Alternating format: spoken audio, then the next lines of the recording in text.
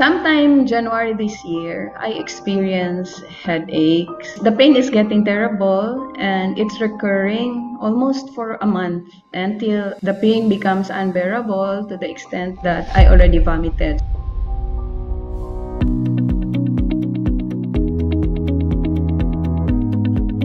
Hi, my name is Lovella Lim. I am 51 years old. I am here in Cebu City. I have been with the Bureau of Jail Management and Penology for 23 years. I am running almost daily. I participated in the recently concluded Bridge to Bridge Run organized by Lupad Sugbo, and I am happy and grateful to have finished the 12-kilometer category. Sometime January this year, I experienced headaches. The pain is getting terrible and it's recurring almost for a month until the pain becomes unbearable to the extent that I already vomited. After the following day, I had my blood work and the highest score is 280 for my blood cholesterol.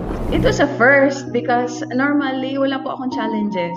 I am healthy because nung nagtrabaho pa ako, usually have regular schedule for physical activities. Na-realize ko na mataas yung cholesterol ko. Yung iba kasi they started already medications. Ayoko sa ganun, but I have to face it na tumaas siya. I find ways how to deal with it. Most likely, doon talaga tumaas because of intake of fatty food and processed food.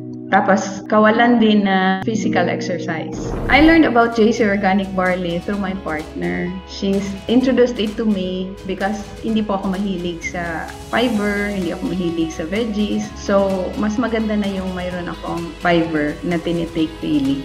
Initially, I thought JC Organic Barley would taste bad. But when I started drinking it, it proved me wrong. Masarap po siya and it's comparable to matcha. Yes, I recommend JC Organic Barley to everybody, especially for those who have physical challenges or health challenges. And me sharing how JC Organic Barley has helped with my personal wellness journey, it is a form of gratitude and also it's a way of adding value to other people. In one word, freedom. Freedom to be able to pursue your dreams and live your dreams. Freedom to live the purpose na binigay ni Lord sa atin. But ultimately, its health is really well.